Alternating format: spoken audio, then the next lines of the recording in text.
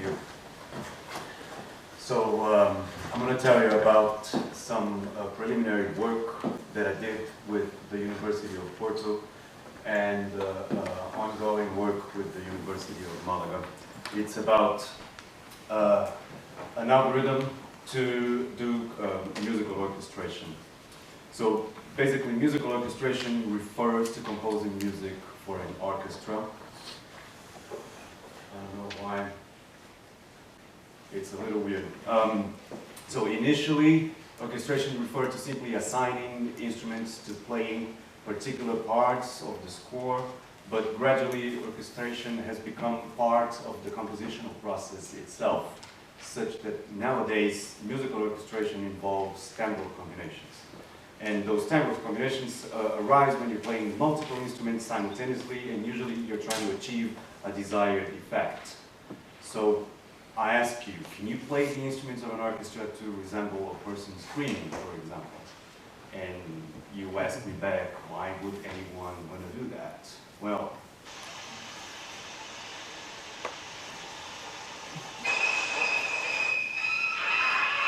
I'm going to stop it there because this is quite gruesome, but I think I've made my point, right? So in computer-aided musical orchestration, you have a large database of musical instrument sounds, and what you want is to find a combination of notes from musical instruments that best approximates a given target sound perceptually.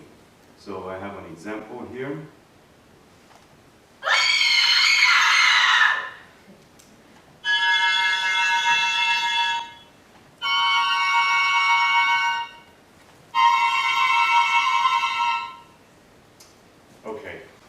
So some applications of Camel. First, music composition for the autonomous exploration of instrument combinations, or for music education and music training for orchestration classes, sound design and synthesis, the exploration of timbral combinations of synthetic sounds. In computer music for the control of sound combinations via perceptual features, cinema and video for the generation of orchestral pieces for movie score or in post-production to reorchestrate existing pieces, or scientific research and development to study musical instrument timbre perception, which is, I believe, what we are mostly interested in here. So a formalization of Camel. It's basically the autonomous exploration of instrumental combinations. And it involves first the complexity of timbre perception. As we all know, it's a multidimensional perceptual phenomenon, and most composers, they use non-formalized knowledge. And it's also very hard to codify the perceptual similarity between sounds. And on the other hand, there's the combinatorial optimization problem that people already talked about yesterday. It involves this combinatorial explosion of all of the possible combinations. The orchestration problem is formulated as the knapsack problem, which isn't complete. I'm going to talk a little about that, what it means. Finally, you can always impose constraints on, for example, the database. The instruments you have available, if you want to play those combinations with an orchestra, you can constrain your database to only find solutions that you can actually play, right? So you won't get a solution that involves an instrument that you don't have in an orchestra. Or sometimes like 2 violins and you have only one available, things like that. So timbre perception, it's about the ways in which sounds are perceived to differ. And this perceptual difference is the one that's not accounted for by pitch, loudness, spatial position, duration, and other environmental characteristics such as room acoustics, for example. There's a categorical view that involves sound source recognition, identification, and tracking in time. And there's the sensory view that is basically the multidimensional set of attributes associated with timbre spaces, such as the one I'm showing. For example, this is the early space from the Gray study, which I believe everybody here is familiar with. The knapsack problem, it's basically a resource allocation problem. You have a knapsack with a limited capacity, W, and you have n items with weights and benefits. So basically what we're trying to do is spec a subset of those items to maximize the total benefit without exceeding the total capacity of the knapsack. So how do you translate that into the orchestration problem? Well, it's the allocation of musical instruments to a particular orchestration. So an orchestration accommodates a limited number of instrumental sounds, and the spectral energy is the counterpart to the weight, and the similarity with the target is the benefit of adding a sound to an orchestration. So basically your task is to add sounds to maximize the similarity without exceeding the capacity of the orchestration. The thing about the knapsack problem is it's NP complete. This is the class of hardest problems in computer science. Why? First of all, a brute force solution involves the evaluation of 2 to the n candidate solutions. This is the combinatorial explosion, right? It's exponential time. It takes basically forever. It grows exponentially with the number of elements you have to combine. So NP complete stands for non-deterministic polynomial time. Those problems, first of all, they're hard because there's no proof that an NP complete problem can be solved in polynomial time, or that you can actually find a solution in, not taking forever to find it. And on the other hand, once you have a solution, there is no known polynomial complexity algorithm to determine whether that solution is optimal. So you cannot know if the solution you have is the best one. You would have to try all of them, and since it takes forever to try all of them, so how do you go about solving NP-complete problems? Well, by approximation, parameterization, restriction, or heuristics, such as genetic algorithms. A genetic algorithm is a meta-heuristic inspired by the process of natural selection and the principle of survival of the fittest. Basically, you have a population of candidate solutions that evolves progressively towards a local optimum by the recursive application of the biospiral operation. Mutation, crossover, and selection. So over the generation, it adapts, and it's the fitness function that evaluates the quality of those candidate solutions, such as only the fittest individuals are passed on to the next generation, and it gradually evolves towards a solution. Camel with genetic algorithms. Well, here I consider, and I believe it can still be considered, Orchidea as the state-of-the-art for camel. Here comes Orchidea, uses GA and local search to find for orchestrations. Local search explores the neighborhood of a given solution, and Orchidea is able to perform constrained optimization. So for this target sound, for example, you can propose a solution that involves only strings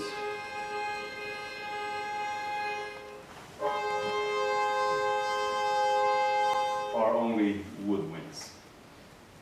When you're searching for orchestrations with a GA, there are some questions. For example, how does the GA perform the search? And what are the limitations or drawbacks of using a GA to search for orchestration?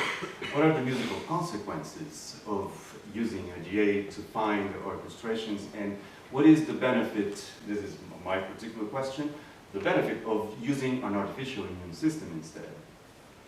Well, when you use a genetic algorithm, you're basically searching in what is called a search space. So you have a lot of individuals that are codified, they're represented as a vector.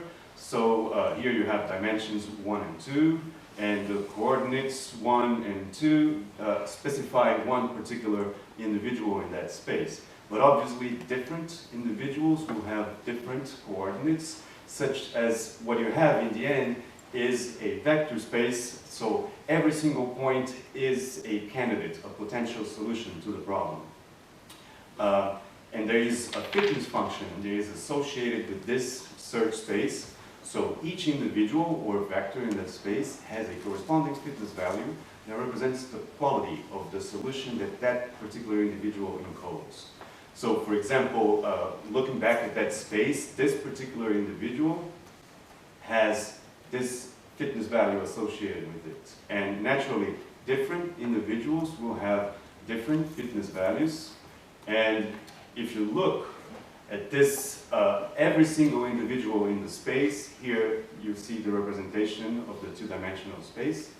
Every individual has a fitness value, so now you have a fitness landscape, or a function where each of those values represents the quality of the individual. And what you want to do is you want to find the maximum quality, the individual that has the highest fitness, or the best individual, best solution to that particular problem. Here, it is represented by the little black dot. It's actually not very good. So how does GA search for solutions? Well, basically what you have is the search space, you have the fitness function, and the little black dots represent candidate solutions. And the algorithm will, across the generations, improve those candidate solutions until it converges and proposes one solution to the problem. So this is how it happens. Naturally, this is just a mock function, right? Just a visualization. But as you can see, the algorithm converges to all those 4 points. Oh, this is actually horrible. I see it much better here. But hopefully you saw that, you know, the little black dot that is one of the global optima, it represents the best solution to that particular problem. Now, if you slice that fitness landscape and look at a cross-section, we know that the GA is capable of returning that particular solution, for example, which corresponds to one orchestration. And we also know that there are other solutions around it that are said to be in the neighborhood of that optimum. When you search for solutions in the neighborhood of an optimum, it's said, you know, you do local search. This is what Orchidea does.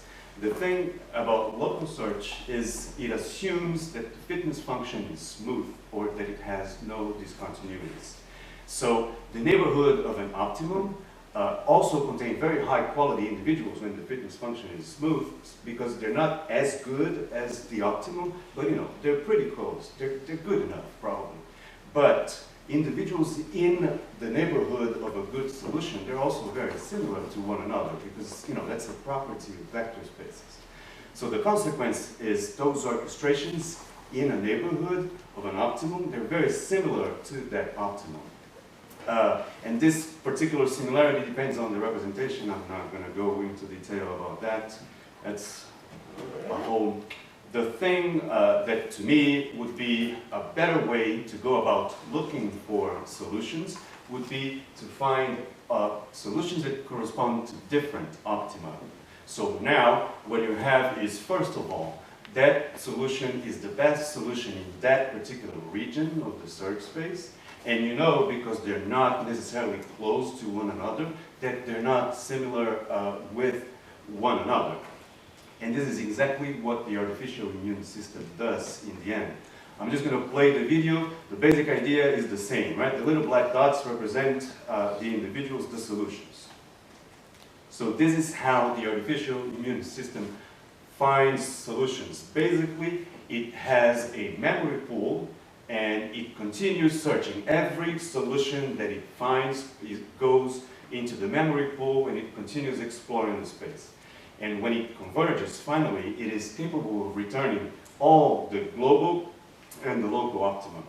So it basically gives you all the interesting solutions for any given fitness landscape.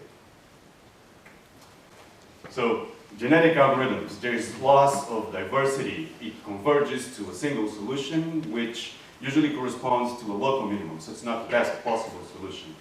And you can obviously impose constraints on the database to obtain different solutions. So only string or wind instruments, or you can always run the GA multiple times to obtain different solutions, because it usually converges to different solutions if you run it multiple times.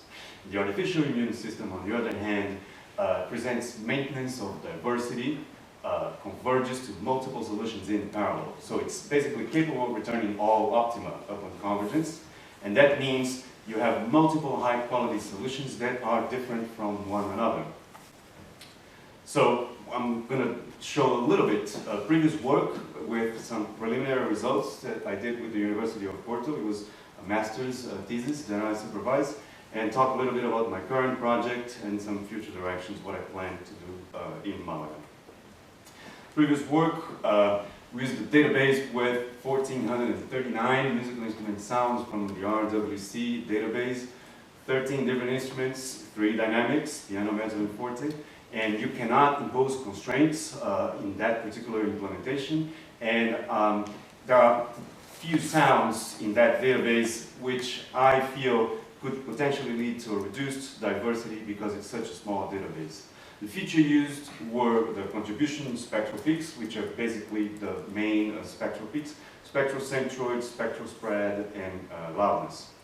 And we compared against his own implementation of a standard GA, and so there's no local search, basically. I have some preliminary results here from that particular work. It's the same, and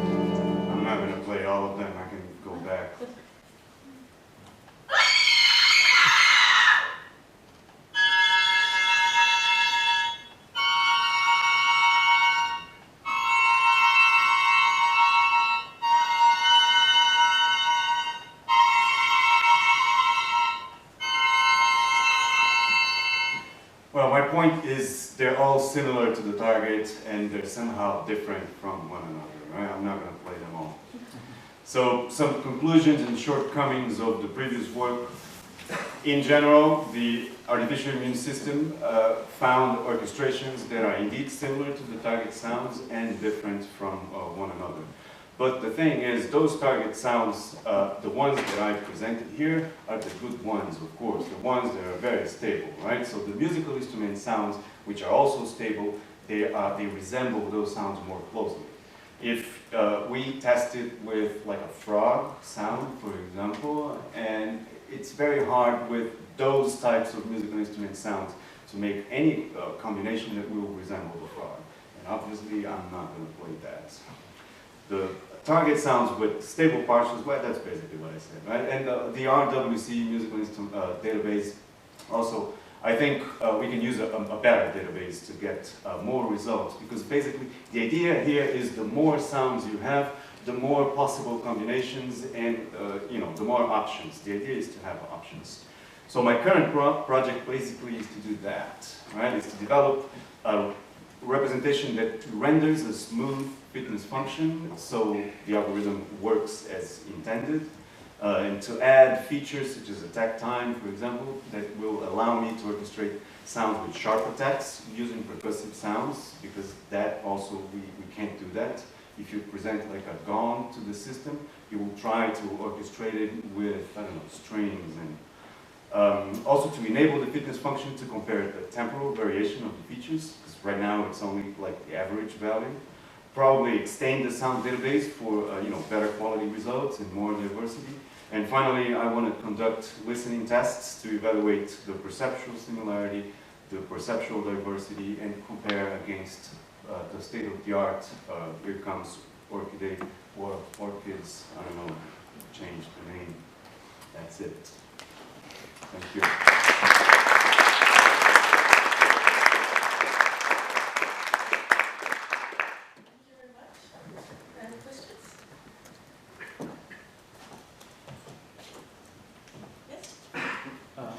Thanks for your talk. I was wondering, when you do a search and you get back sort of an orchestration, does that account for the instrument playing microtones in order to be able to match inharmonic spectra, or are they just playing sort of? What we have in the database now, it's from a database of musical instrument sounds. It's basically musicians playing notes on their instruments. So if you have like piano sounds, for example, you can only play those particular notes. And for most of the other, like, I don't know, the violin, for example, they're playing notes from probably like 12 tempered scale or something like that. But if you get a target sound like the horn, for example, that if you look at the spectrum, I don't have it here, but it's not harmonically related, the partials, right? The important partials are not harmonic. So what the algorithm does, basically, is finds different notes that are not harmonically related, but when played together, really resemble them. Does that answer your question? You're nodding your head, Yes. but I'm not sure that. Okay. Thank you. That actually relates, do you fix how many instruments you allow to each solution? Is that something you have to decide ahead of time? Yes, yes, that is one of the input parameters. So you say like, I don't know, orchestrate this sound with 5, you don't really say 5 instruments because you might have 2 sounds from the same instrument. And this is something we probably need to fix, or I need to fix. Because you can't really have one violin, 2 notes being played at the same time, right? So you would need 2 violins in that case. So that particular solution would be no good. But yeah, you can choose only the number. Because that was noticeable, I think, in the examples you played. You can still feel its musical instruments. And I think because you didn't lose the harmonicity with these solutions, probably because of this issue, you're not filling enough of the space, especially for the example where you should have a sort of a more noise-like pattern. And I don't think, however many instruments you ended up playing or notes you ended up having was not That was enough. 4. That was 4. And that was noticeable. You can still tell there are some instruments. Right. Yes. Yes, that's the idea. If you say like, I don't know, use 15 instruments, then I never even tried it, but I don't think that's probably a very good solution. Just stack a lot of. Okay, 2 more. Go. Am I right to understand that you limit yourself to only 3 dynamics?